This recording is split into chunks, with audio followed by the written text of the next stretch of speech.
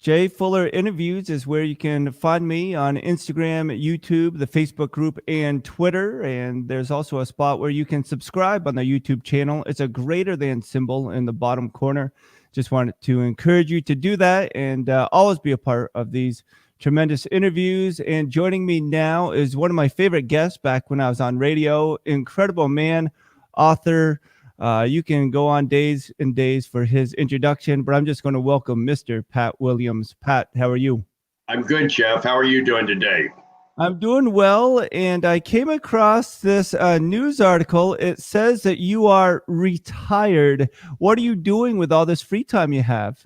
Well, that's not really accurate, Jeff. About a year ago, I did announce my retirement from the Orlando Magic after 34 years with them, but I'm off on new adventures. And the biggest one, we're attempting to bring Major League Baseball to Orlando. Wow. So that's got me totally consumed, and we're working hard at that. There are other projects as well. I'm still speaking, and once we can get this virus under control, I'll have a lot more opportunities to travel. And there's still books in the pipeline. I've got 5 books that we're trying to finish up, Jeff, and so I've got plenty on my platter. And it's so good to see you. I know the last time we spoke, probably 8 years ago or so, you were battling cancer, but it's great to see you and see that you're doing well. Well, I was diagnosed, it's 11 years ago now, with multiple myeloma, which is one of the blood cancers, not quite as famous as leukemia, lymphoma, but it's in that family, and I'm doing well. The doctors tell me they don't see any signs of it, so I'm encouraged. I'm in year 11, but I feel good, and my energy level's good. I'm able to keep my full schedule, so God has been very good to me. And again, saying that you're retired just means that you've transitioned from basketball to now baseball. With this current climate, with everything going on, bringing baseball to Orlando, what obstacles are you having to deal with? Well, the big question is, how do you get a ballpark built? How do you get a team? You either have an existing franchise that would move here, or you try and get a team through expansion. Major League Baseball has said they would like to add 2 new teams eventually, 2 new cities. And so we want to be primed and ready. We want all of our ducks in a row when that time comes. But we feel this is a prime market. Orlando is now the 18th largest media market in the country, the largest media market that doesn't have a major league team. It's growing dramatically. It's quite a spot down here in Central Florida. So I think it could be a great baseball city. And if you'd be so kind, can you just back up a little bit and tell your story that you were in Philadelphia? Where did your love of sports begin? And can you talk about the early years before the Orlando Magic? I grew up in a sports-minded family. My dad was a high school teacher and coach. So I grew up in that environment. I became absolutely enchanted with baseball when I was 7 years old and saw my first major league ball game in Philadelphia. That's when I knew exactly what I wanted to do with my life. First of all, I wanted to be a ball player, and I got wonderful opportunities through college and into pro baseball for a couple of seasons. But my future really was in the front office. The Phillies saw something in me and gave me opportunities to run minor league teams for them. And that's where it all started. And I've been living out my boyhood fantasies, I guess, all the way up to now to age 80 and still consumed with it. So I've had a great love for sports ever since I was a little boy. How old were you when you had that position with the Phillies? Say that again, Jeff. So how old were you when you had that position with the Phillies? Well, I was 22. I went to Wake Forest, played ball there, and graduated in June of 1962, and the Phillies gave me an opportunity right away. I signed with them and spent 2 years as a minor league catcher. So I've been in professional athletics now, really continuously since I was 22 years old, and I want to keep that going. I still have plenty of energy and enthusiasm for what I'm doing, and as I said, we're now in the middle of this attempt to bring Major League Baseball here. And we first met, I kind of used the God card, and I just shared how I was adopted, and I know that you adopted several children whom I've gotten to meet now. Can you just talk about that process? I think one year you said you spent about 80,000 on groceries because of your family was so large. Could you talk about why you chose to adopt and just that process? Jeff, we ended up with 19 children in our family. We adopted 14 of those kids from 4 foreign countries over a 10-year period. They're all adults now. The oldest of our children is 48. The youngest is 35. And, it was a God thing.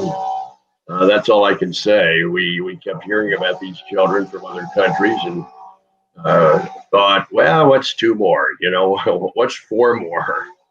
And the next thing you know, we had this massive family. As I said, they're all adults now. We have 19 grandchildren. We're certainly enjoying that chapter of our life right now. And international adoption is not for everyone, Jeff, but if you have a adventuresome spirit and want to really live life on the edge, I encourage people to pursue it. So I say this tongue in cheek, but adopting so many kids is similar to you writing so many books. When you wrote your first book, did you ever imagine you would have written so many by now? No, I absolutely not. The first book came about in the fall of 1974. It was called The Gingerbread Man. It was a story of my life. Up to that point, I was 34 at that time, just becoming the general manager of the 76ers. And little by little, other book ideas came. We pursued them. And now, I don't know, over the last 25 years, that has become a pretty, it's a major part of my life. Right now, I have 113 books that I've done with help, obviously. And as I mentioned, there are 5 more in the pipeline and probably some more after that. So it's something that's been a sideline, but it's also become a major part of my life as well.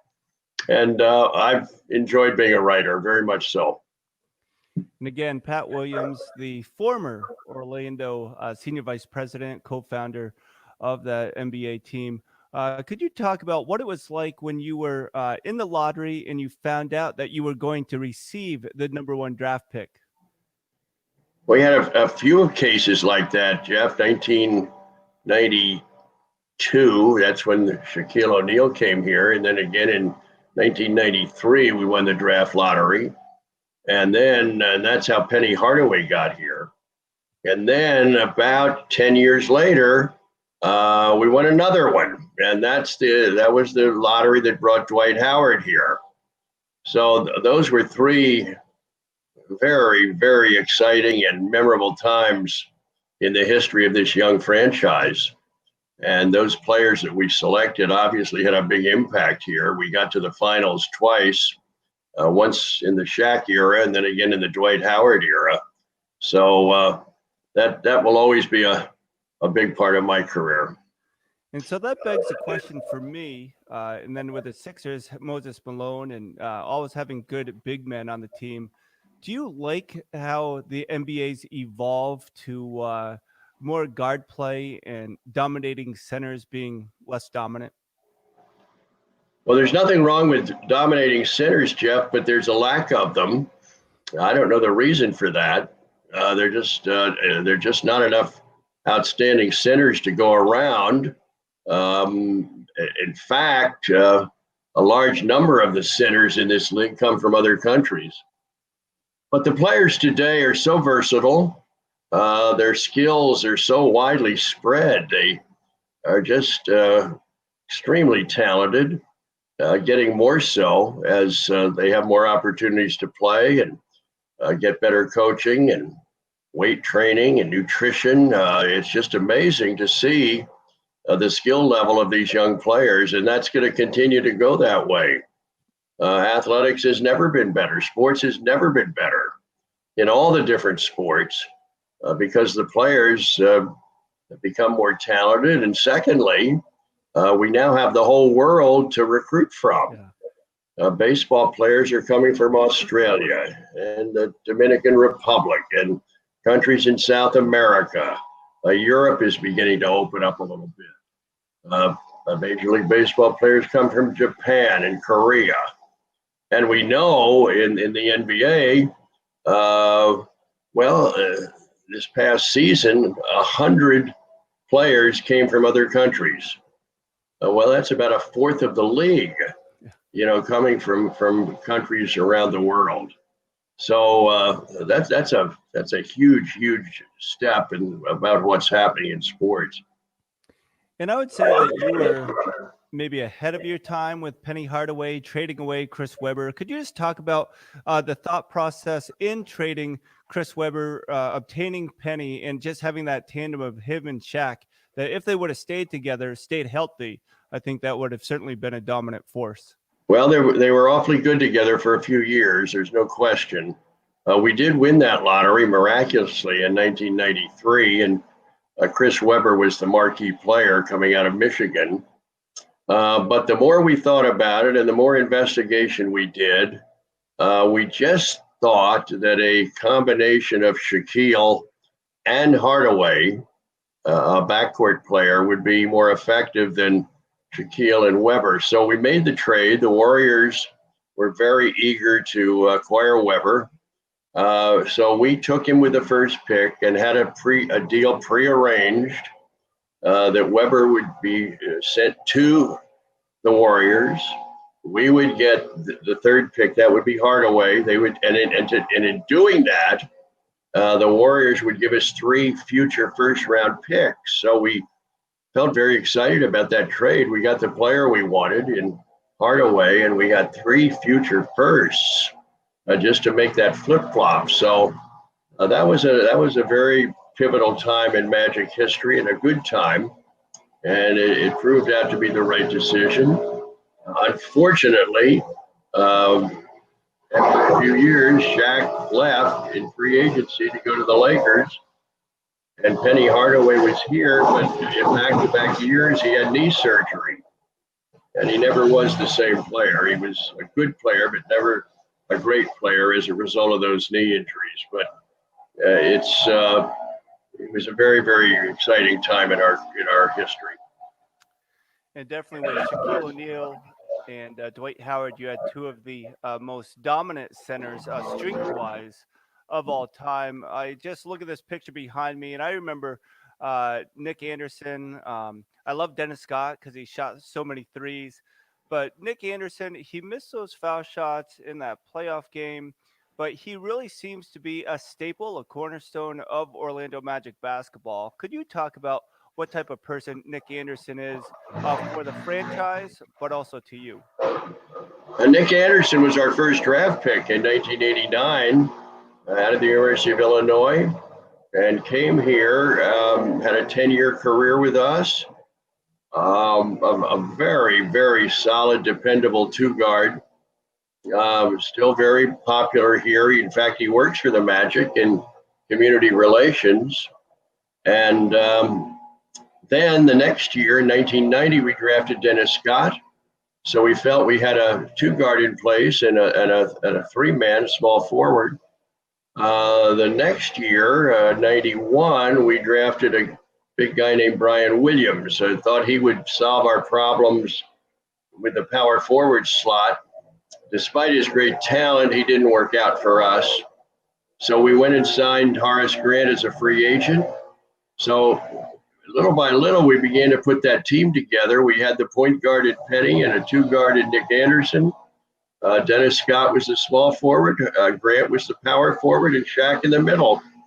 And over a period of time, we had what was one of the better teams in the NBA at that point, and we thought would be around for a long, long time. It didn't quite happen because of, well, we've talked about that. But that's how the team came about from 1989 when we had our first draft up until 1993 when we brought Horace Grant aboard along with Hardaway. Could you talk about what it was like when Michael Jordan announced his return and how The Last Dance just portrayed Michael Jordan in those Chicago Bulls? Well, we all kind of thought with Michael gone that we all had a chance to win a title or two.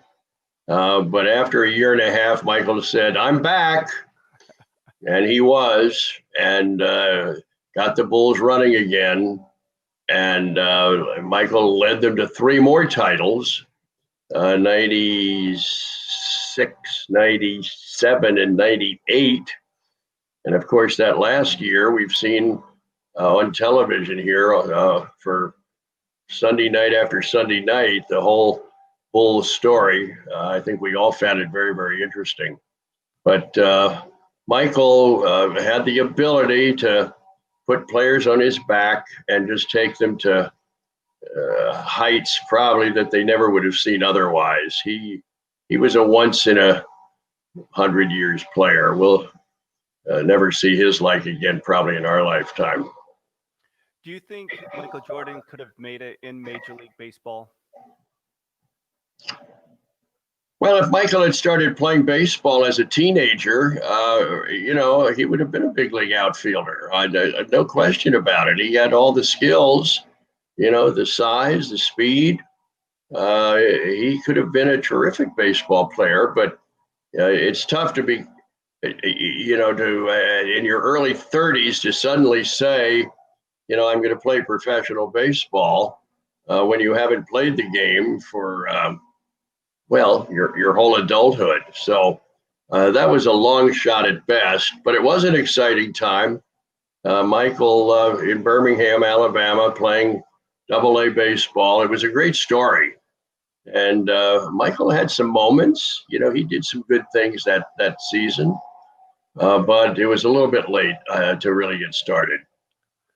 Now, this is one of my favorite books that you wrote, Daily Wisdom, about Chuck Daly. Could you talk about the different mentors that you've learned from and the different coaches that you've just been fortunate to rub shoulders with? Well, Chuck was a special guy. I first encountered and met Chuck when he was an assistant at Duke University and stayed in touch with him. And then we hired him in 1977 to be Billy Cunningham's assistant when we hired Billy as the head coach. And that's how Chuck's pro career started. He went on and had those wonderful years in Detroit, then ended up coaching New Jersey, and then we brought him here to coach the Magic. He had a great style. He had a great look, dressed so beautifully, had the great hair, great insights. That book that you mentioned here, Daily Wisdom, we took all the Chuckisms, and he had these isms that he would use, and we gathered up every one of them, and then had different people in his life comment on them and what it meant. Chuck was a very, very interesting, colorful guy, and a dear friend. We miss him to this day. I've been very fortunate over the years. In the NBA, I worked with Jack Ramsey. I worked with Dick Motta, worked with Cotton Fitzsimmons, Gene Shue, Billy Cunningham, Matt Gukas, Doc Rivers, and a few others sprinkled in there. So I've been very blessed to have spent a lot of time with those different coaches. And they all had different strengths. They all had different things that they brought, but to watch them under fire, I've got great memories of all of them. And again, this is Pat Williams. Take some time. I have a couple couple questions for you, Pat, and then we'll let you go. Thank you again. What advice would you tell that 22-year-old that got his start with the Philadelphia Phillies? Jeff, I didn't hear you well on that one. Please say that again, a little louder. What advice would you tell your 22-year-old self when you had your start with the Philadelphia Phillies? Well, it's a good question. I think the most important thing I would tell myself, and I think I did this, figure out what your greatest talent is, and then figure out what your strongest passion is, and where your talent and your passion intersect. Right there, that's your sweet spot in life, and that's where you want to live. That's where you want to spend your time. That's where you want to get paid every 2 weeks, and that's what I've been able to do for all these years, living right in that sweet spot. So I would tell any 22-year-old coming out of college, figure out now what it is that you've got skills at, that you've got talent, and secondly, what are you excited about? What are you enthused about? What gets you up in the morning? What gives you really drive in your life? And that's where you want to apply yourself, and that's where you want to live. And then 19 children, cancer, obviously struggles in life. How did you get through those struggles? Well, the greatest and most important thing in my life is my relationship with the Lord. I came to know Christ many years ago when I was 27 years old, and that decision was a life changer for me. To have the Lord Jesus living within you through his Holy Spirit, to give you direction and to give you peace of mind, peace of heart, to give you a future, to give you something to live for every day, and be assured of eternal life. That's the best way to go. I wish I'd come to the Lord much earlier, but I found Jesus, or he found me at age 27, and I've been trying to live a Christian life ever since. But I've encouraged people along the way to consider the claims of Christ and make a decision for him. It's the best way to go through this life and the only way to go into the next one. That's the truth. Last question for you, Pat Williams, co-founder of the Orlando Magic. He's been a part of professional sports for the last, several years, we'll say. And that's simply, during this pandemic, what would you tell people to learn from this disruption instead of getting mad about? Don't waste your sufferings. I think we learn so much more going through tough times. It's awfully easy to become self-satisfied and content when everything's going extremely well. But when we're going through some really difficult times, either personally or collectively, that's the time we grow. That's the time we really become stronger. We need to lean on the Lord a lot more than when everything is going peachy keen. You know what I mean? So, and also don't, this quarantine period, don't waste it. Amp up your reading. Do things that you wouldn't do normally. Don't just sit around and mope, or don't just do frivolous things. Really sit down and figure out what I'm going to do here with all this time I've got so that I can use it productively. My thing is I'm doing a lot more writing these days, and above all, I'm doing a lot more reading. People ask me, well, what do you do with your spare time? Well, I read. Well, what's your hobby? I read. What do you do on your vacations? I read. So you've certainly got good opportunities to do that now. So what's a book or two you would recommend? Well, that's a big, wide question. Here's the best way I can answer that. Read in those areas that you have interest. People ask me all the time, well, what are you reading, or what do you read? I said, well, I read Civil War history. I read Revolutionary War history. I read World War II history. I read presidential biographies. I read books on leadership. I read books on success. I read baseball history. I read books about basketball and football. I don't read novels. You only have so much time. And so I encourage people, now that the Barnes and Nobles are open again, be a good browser. Find out what books are coming out, and never pick up a book you're not interested in. And above all, have a library card. It's the best deal in America, to go to the library with your card and take out books regularly, and then return them, and then pick up another batch. So reading to me is, well, let me put it this way. I think one of the great compliments you can pay a person when you say he is well read, or she is widely read. I think those are wonderful compliments that you can pay someone. Well, I certainly agree. Pat Williams, making some time. Thank you again, and we wish you all the best. Thanks again, Pat. Jeff, good to talk to you. Thanks for plugging in here.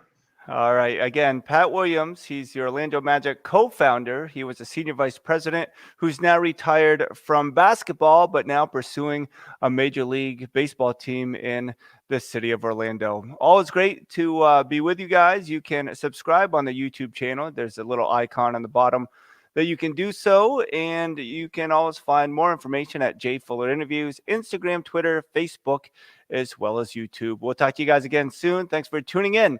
It's always good to be